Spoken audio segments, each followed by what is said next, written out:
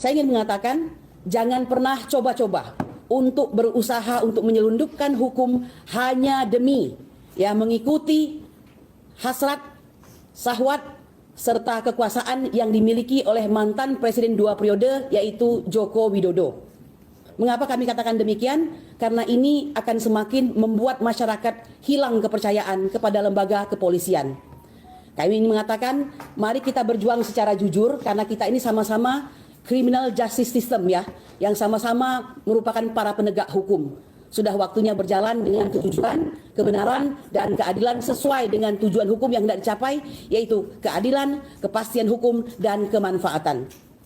Justru kami mengatakan, peristiwa tentang perkara yang diadukan seperti pencemaran nama baik dan fitnah ini bukan suatu hal yang prioritas, karena TPUA sudah melakukan pelaporan ke Bareskrim sejak Desember 2024 dan sudah melakukan kelengkapan bukti-bukti, hampir mencapai 14 bukti, yang ini sama sekali boleh dikatakan kalau tidak karena desakan dari tim advokasi ini, pelan-pelan baru mulai akan diselidiki. Jadi ini jangan basa-basi begitu.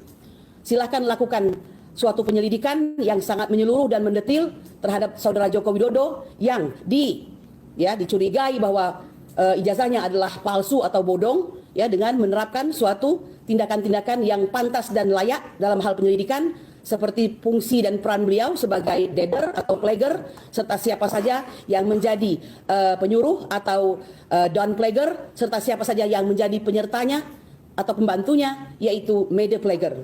Jadi ini silahkan untuk diusut secara tuntas. Saya kira sudah waktunya berbenah diri dan meletakkan hukum adalah sebagai panglima.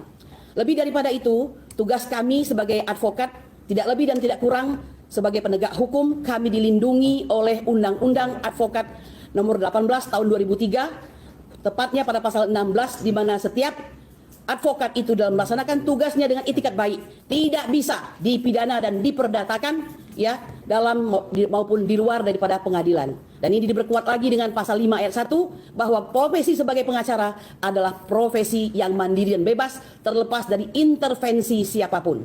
Nah, oleh karena itu kami ingin mengatakan kali ini harus berbeda, harus berbeda. Tidak ada lagi orang yang senantiasa dengan kekuasaannya menjadikan negara ini sebagai mastat dan bukan restat. Sudahilah. Maaf kepada saudara Joko Widodo, pada saat menjadi presiden Anda menyusahkan rakyat, dan setelah Anda menjadi rakyat Anda menyusahkan presiden dan rakyat. Saya kira demikian yang bisa saya sampaikan. Kami ingin agar bangsa ini tercerahkan, jangan lupa pencemaran nama baik serta fitnah adalah pasal-pasal yang digunakan untuk memberikan suatu pembungkaman kepada para penegak keadilan, dan ini tidak lebih daripada chilling effect atau penyebaran rasa takut, dan itu adalah bagian dari kejahatan. Kalau di pers itu mungkin masuk dalam kategori sebagaimana tindak pidana yang diatur pasal 18 ayat 1 Undang-Undang Pers nomor 70 tahun 1999. Jadi demikian yang saya sampaikan. Marilah kita bangsa ini kapok untuk senantiasa merusak hukum. Dari tim advokasi anti ijazah bodong, selamatkan legasi sejarah bangsa Indonesia, kami ingin memulai Indonesia yang bersih.